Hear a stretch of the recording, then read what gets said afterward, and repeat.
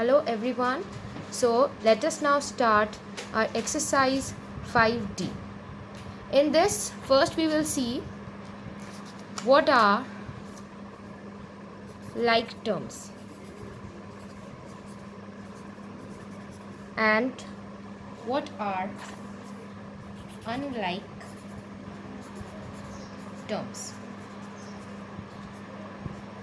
So the like terms are those terms in which we are having the same denominator, okay? Same denominator. All those terms are known as like terms. For example, 5/9, 4/9, 2/9, etc. All these are like terms. They are having same denominator, that is 9. Now, what are unlike terms? We can guess by the name. The terms with different denominators are called unlike terms, like 4/3, 2/7, 5/8, so on. All these are known as unlike terms. We will now learn about the comparison of fractions, that how we will compare fractions. So, to compare like fractions, it is quite easy. If we have, suppose 5/6 and 3/6, so when we have like terms, we just see the numerator and we can write which one is greater or which one is smaller, like that. In this one is greater, 5/6, and if we are asked which one is smaller, we can write like that. There's no issue. Similarly, if we have the same numerator, that is, suppose 3/5 and 3/7, so what are we going to do? The fraction which has the smaller denominator is greater among the two, so this one is greater in this one. But now if we have the third type, like 3/8 and 4/6, so what are we going to do? There are no these are not like fractions, and the numerators are also not same, so there is a procedure.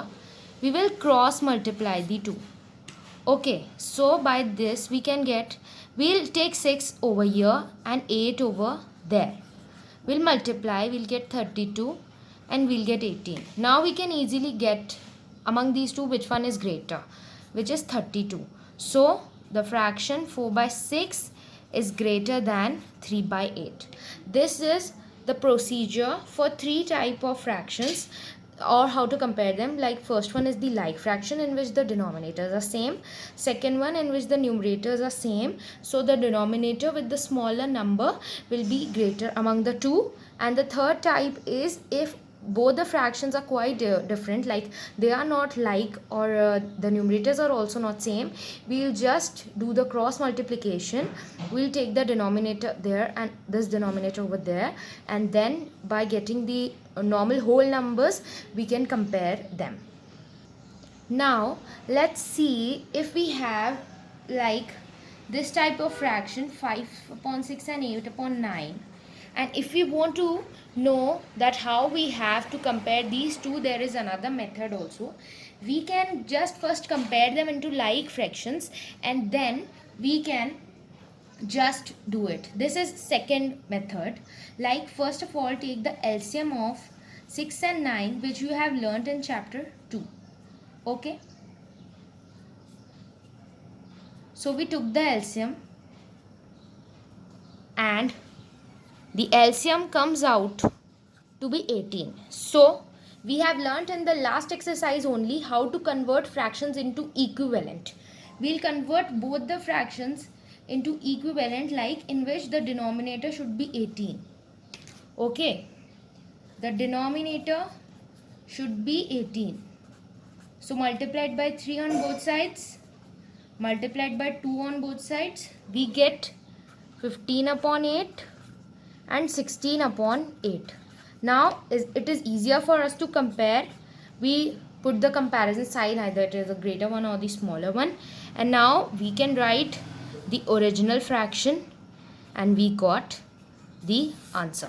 So this is the answer, or the second method. If you don't wish to do cross multiplication, you can do it like this also. If you want to see some examples regarding ascending and descending, you have to do the same thing. In ascending or descending, you will be having 2 or 3 fractions or 4 fractions for a while, and you can just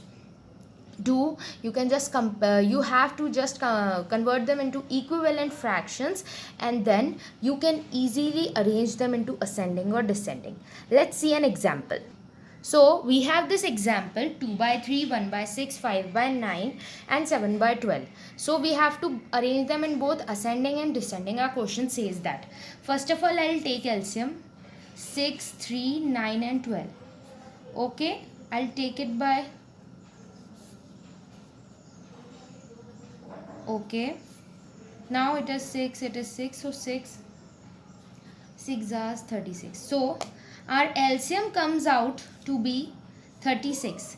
We will convert all these fractions, all the 4 fractions, into equivalent fraction, where the denominator would be 36. 2 by 3, 1 by 6, 5 by 9 and 7 by 12.